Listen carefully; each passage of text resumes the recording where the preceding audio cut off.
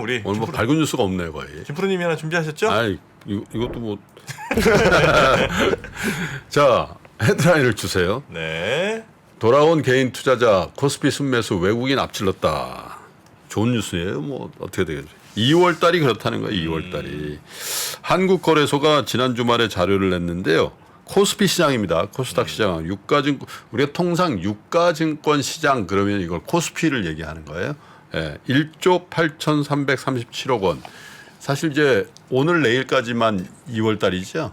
예, 그렇죠. 지난주까지 해서 개인 투자자들이 2월에 들어서 1조 8,337억 원을 순매수했다 이런 건데 같은 기간에 외국인도 1조 369억 원을 순매수를 했거든요. 근데 최근 들어서 장세는 1월 달까지는 개인들이 계속 팔아주시고 예. 외국인들이 외국인이 계속 샀죠. 사는 그런 장세였는데 2월 들어서만 외국인보다 개인 투자자들이 8천억 가까이 많이 샀다는 거예요. 그럼 이게 도대체 누가 판 거지? 아니 1조 8천억 샀고 1조 369억 샀으면 나머지 3조 가까이 되는 걸 누가 판 거예요? 기관이 팔았다는 얘기예요. 기관이. 참 지루하게도 판다. 예? 근데 개인 투자자들이 조금 변화가 보인다는 거예요. 왜냐하면 지난달에 1월 달에 코스피 시장에서 6조 2,315억 원을 순매도를 쳤거든. 네. 예. 예. 근데 이런 상황에서 야 이게 우리가 그때 그런 얘기 했잖아요. 헤어질 결심하시는 분이 많네요. 그런 얘기 막 농담삼아 했는데 실제로 자 1월 2일 날 그 개장 첫날 종가가 얼마였냐면 2,225포인트였습니다. 2,200. 예. 예. 1월 31일 날 2,425포인트고 오. 지난주 말에 2,423포인트니까 1월 말이나 2월 말이나 지수가 똑같아. 그러네요.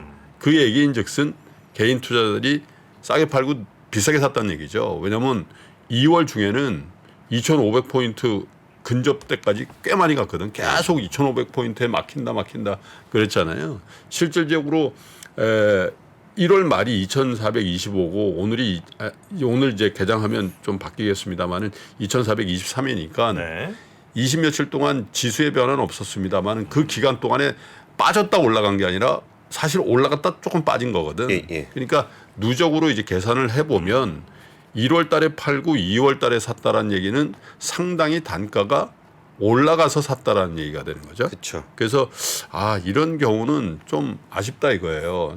사실은 1월 초에 샀으면은 지금쯤 인더머니 상태일 텐데 1월 달에는 무려 6조 2,315억 원어치나 매도를 치고 2월에 들어서 이제 근데 그거는 그럴 수도 있을 거예요. 왜냐하면 1월까지는 굉장히 금융시장의 불안정성이 여전히 있었거든. 맞아요. 11월, 12월에 뭐 레고랜드, 뭐 흥국생명 이런 여지 금리도 상당히 높아졌고 그런 상황이 있었는데 그게 안정화되니까 이제 조금 그래서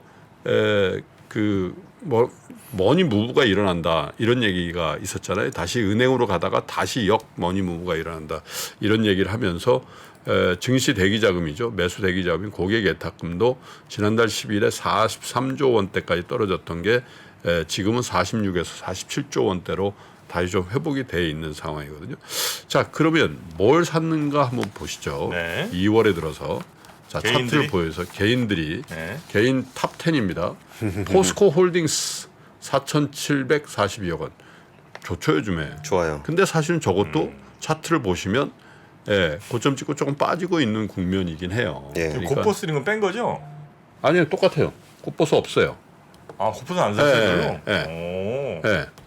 그다음에 카카오가 2,593억, 네이버 2,453억. 저건 아마 챗 GPT 영향이 아닐까 그런 생각이 들어요. SK 이노베이션 뭐 당연히 정유주 플러스 2차 전지, 하나솔루션이 미국의 가장 수혜를 입은 신재생 에너지 관련주고 KT는 방어주인데 사실은 저것도 경영자의 어떤 교체니 이런 이슈가 있었던 거. SK텔레콤 둘 다 똑같은 거죠. 방어적인 성격. 강원랜드 마찬가지. 저건 이제 중국의 관광객들의 저건 개인이잖아. 저건. 그렇죠. 그러니까 사실은 별로 이렇게 뭐가 큰 흐름을 읽을 수 있는 순매수 상위 시비가 별로 없어요. 예를 들면 2차 전지에 집중했다든지 예를 들면 근데 보시면 삼성전자가 없어요. 그러네. 삼성전자 오랜만에 없어요. 삼성전자 없네. 네, 삼성전자는 이제 오히려 헤어질 결심이다 이거죠.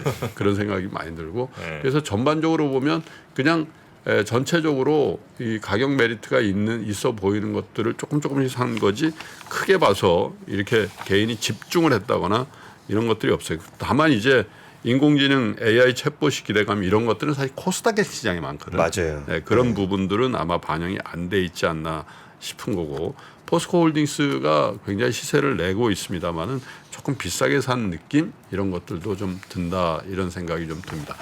자, 이 말씀을 왜 드리냐면 한 가지 이제 앞으로 3월 장세가 이제 열릴 텐데 네. 3월 시장, 4월 시장이 어떻게 될지 몰라요. 그런데 개인 투자자들이 항상 주식시장에서 위너가 되는 국면에서는 사실은 빠지는 국면에서 사야 됩니다. 그렇죠. 그래서 제가 늘 말씀드립니다마는 주식 투자를 그래도 조금 품격 있게 할 수 있는 방법은 빠질 때 사는 방법 그리고 또 한 가지 더 중요한 거는 시분할을 꼭 하셨으면 좋겠다. 시분할. 시분할. 시간을 분할해다. 네. 그러니까 포트폴리오라는 게 깜짝 놀랐네. 포트폴리오라는 게 종목의 분산이잖아요. 네. 시점의 분산도 꼭 하셨으면 좋겠다. 이 말씀을 꼭 드리고 싶어요. 그러니까 장이 올라갈 때 그냥 탁 샀다가 장 빠지니까 몰라 이렇게 했다가 또 장이 극도로 안 좋을 때는 불안하니까 팔어. 올라갈 때 다시 계속 이렇게 스윙을 당하는 거죠.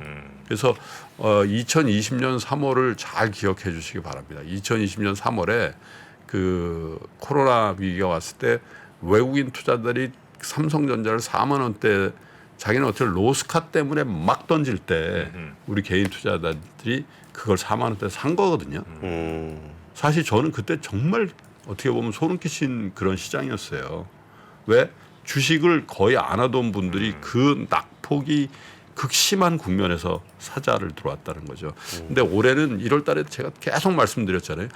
너무 헤어질 결심들을 하시는데 그런 말씀을 드렸고 2월 달 들어서 장이 안정된 상태에서 물론 이제 3월에 증시가 또 많이 올라서 2월에 산 게 결과가 좋을 수도 있습니다. 그런데 두 가지만 꼭 말씀드리겠습니다. 투자자의 관점에서 위너가 되려면 시장이 좋지 않을 때 투자 심리가 안 좋을 때 사야 수익이 날 가능성이 많습니다. 이건 만고불변의 진리고 두 번째는 꼭 시점을 분할해서 사시라는 겁니다. 1월 달부터 계속 샀다 이거죠. 나눠서.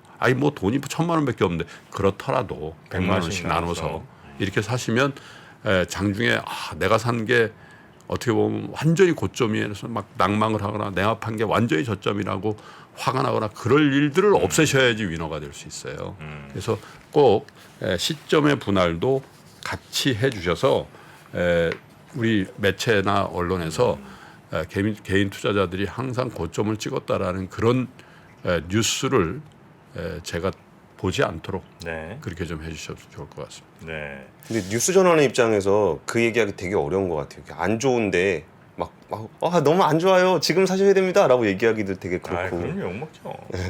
되게 좋은데 막 그래서 뭐 좋은 뉴스가 막 나오는데 이제 파셔야 됩니다. 얘기하기도 좀 그렇고 참. 그 시분할 하실 때 이제 뭐 자기의 방법이 있는 분들은 그렇게 하시면 되고 처음이고 잘 모르겠다 그럴 때는 살 때는 10번, 팔 때는 3번 이렇게 나눠 파시면 되겠습니다. 정해주시는 거예요? 네, 너무 감이 없을 수 있잖아요. 이제 이런 거지. 사람들이 이렇게 꾸준히 사귀다가 헤어지는데도 꾸준히 헤어지면 그것도 정념이 떨어지잖아요. 네. 그러니까 내가 갖는 원칙은 10번에 나눠서 한 주식은 5번에 나눠서 판다. 5번으로 가요? 저는. 정프로님은 3번. 3번. 너무 그 지리하게 끌고 있는 것도 안 좋다. 헤어질 때는 조금 더 속도 내자. 네. 좋습니다. 감이 안 올 때는 그렇게 하시라는 본인이 방법이 있으면 당연히 그렇게 하시고요. 야. 네. 자, 그럼 오늘 미스터마켓 요 정도 정리하고요. 그러시죠. 네, 우리 뉴스함도 잘 전해주셔서 감사하고요. 내일 뵙겠습니다. 예, 감사합니다. 감사합니다. 이 3박자가 나오면서 결론적으로 말하면 급매물이 딱 소진된 거예요. 그래서 급매물 윗단으로 갈 거냐, 그 아랫단에 가격 이때가 나오면 그 아래로 갈 거냐, 지금 분기점에 있는 것이고, 여러분들은 더 정확하게 들으시려면 한두 달 뒤에 저를 만나시면 좋겠지만 그럴 일은 거의 없을 테니까 지금 최선을 다해서 설명을 드리고 있고 결론을 내려고 할 거예요. 그래서 결론적으로 굳이 딱 선택을 드리자면 임형록 교수의 부동산 전망. 그 결론이 궁금하다면 3프로TV 멤버십에서